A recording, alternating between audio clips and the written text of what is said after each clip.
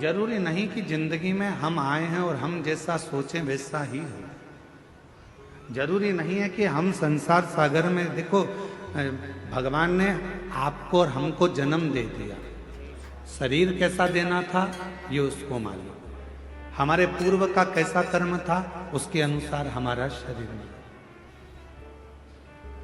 आपको और हमको जो शरीर मिला ये हमारे पूर्व के कर्म के अनुसार। आप सुंदर बनकर जन्मे, भगवान की कृपा है। आपके हाथ भगवान ने दिया, भगवान की कृपा है। आपके पांव भगवान ने दिया, भगवान की कृपा है। नेत्र दिए, भगवान की कृपा है। जिह्वा दी, वाणी दी, भगवान की कृपा है। श्रवण शक्ति दी, भगवान की कृपा है। बुद्धि दी, भगवान की कृपा है। शरीर कैसा देना था यह परमात्मा ने हमारे पूर्व का स्मरण कर कर, पूर्व के खातों को देखकर तब भगवान ने हमको दिया। यहां जितने लोग बैठे हैं, अगर आप में से किसी ने लोन लिया हो तो बैंक वाले पुराना हिसाब देखते हैं। यहाँ माइंस वाले बहुत काम करते होंगे तो लोन लेना ही पड़ता होगा, है?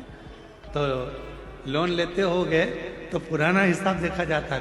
पहले लिया था, जमा करा कि नहीं करा, इतना पैसा लिया था, उस बैंक से उठाया था, भले तुम दूसरी बैंक से लो लोन, पर वो पूरी बैंक उन टटोली जाती है कि इसने पैसा जमा करा कि नहीं करा, इसने जमा किया कि नहीं किया। बस जैसे बैंक का लोन देने वाला पुराना हिसाब देखता है, उसी तरह हमको जन्म देने वाला भी हमारा पुराना हिसाब देखता है। पुराना हिसाब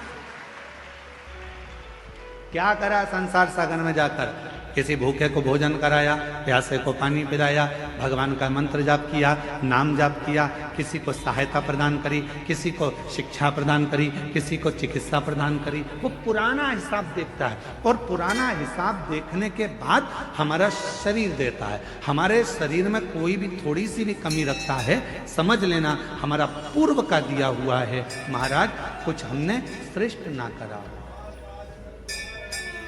श्रेष्ठ।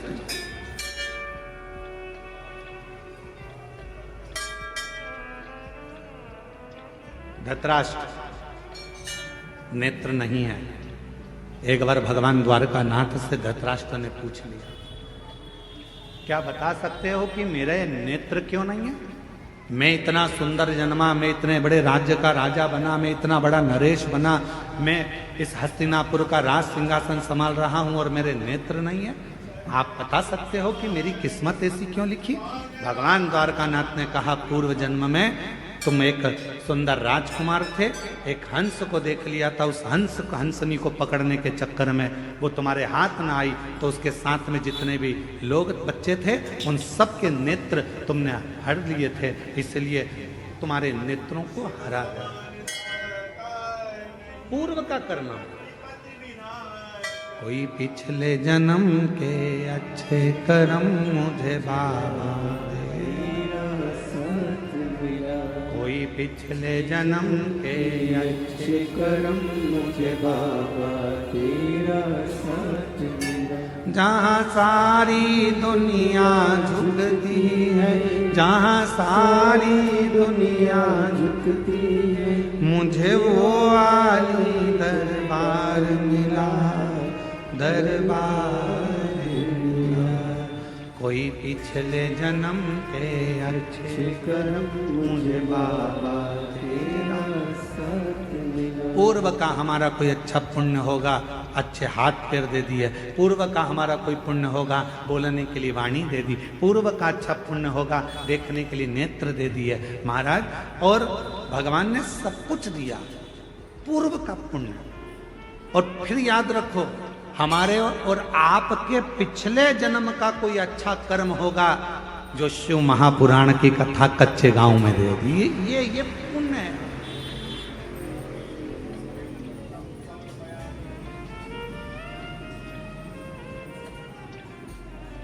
यहां से जाने के बाद भगवान को धन्यवाद देना, तूने बड़ी कृपा करी, हमारे गांव के पास में कथा करवा दी, मैं जाके कथा सुन ली, तूने बड़ी कृपा करी, मेरे दोनों पांव अच्छे चलकर गई, तूने बड़ी कृपा करी, गाड़ी से पहुंच गई, तूने बड़ी कृपा करी, बैठने की जगह भी दे दी, तूने बड़ी कृपा करी, कथा सुनने के लिए कान भी अच्छे दिए। एक आध गड़बड़ हो जाता तो फिर ध्यान लगा कर सुनना पड़ता। तूने बड़ी कृपा करी, मेरे 2 नेत्र दिए, अगर एक भी गड़बड़ कर देता तो देखने में आनंद, दर्शन में आनंद नहीं आता। तूने बड़ी कृपा करी कि मेरी मुख में वाणी दी, महाराज जब भजन गा रहे थे उनके साथ मैं भी गा रही थी। ये तेरी कृपा है, ये तेरी उदारता है, ये तेरी करुणा। और प्रभु भगवान से कहते रहना, भोलेनाथ ऐसी कृपा करना मेरे बूढ़ा महादेव, ऐसी कृपा करना बूढ़ा देव, ऐसी कृपा करना मेरे महादेव, ऐसी करुणा करना मेरे बाबा कि मेरे शरीर को ऐसे ही चलाते फिराते रहना, इसको पलंग पर मत पटक देना, इसको कहीं हॉस्पिटल में मत पटक देना, चलाते फिराते। पूर्व का कर्म है हमारा।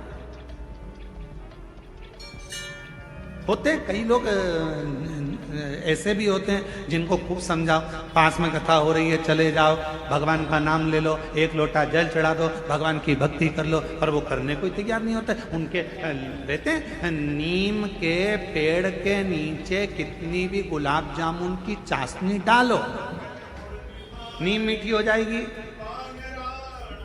बोलो तो नहीं। नीम के पेड़ के नीचे कितनी भी तुम एक काम करो, जलेबी का घोल डाल दो, मीठी होगी? चल जान अच्छा।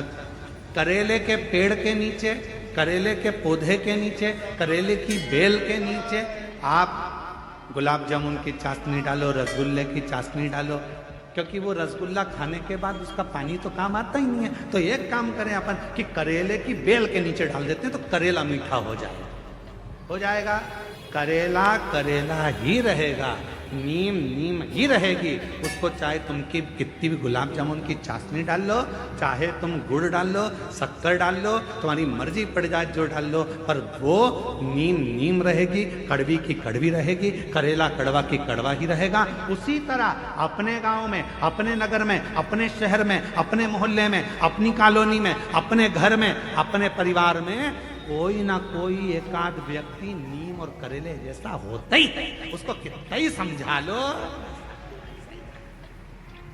कितना ही समझाओ, कितना ही कह लो उसको, वो सुनता ही नहीं, समझता ही नहीं। अब कोई कहे कि गुरुजी वो तो हाँ हमारा रिश्तेदार है, हम तो उसको इतना कहते हैं, फिर भी वो भगवान की बुराई करता है, फिर भी शंकर जी की बुराई करता है, फिर भी एक लोटा जल की बुराई करता है। गुरुजी हमारे यहाँ वो आए थे, इतने बड़े संत महात्मा, वो भी शिव जी की बुराई कर दिया, वो भी इनने भी ऐसा कर। तो कोई कितना ही समझाए, पर वो नीम नीम रहती है, वो करेला करेला ही रहती है, उसको नहीं समझ महाराज। उसने शरीर दिया कितना अच्छा, उसको साथ होता। उसने जन्म दिया अच्छे घर में, अच्छे परिवार में, अच्छे कुल, ये उसकी कृपा। और उसने मौका दिया भक्ति को करने का, भजन को करने का, ये उसकी कृपा।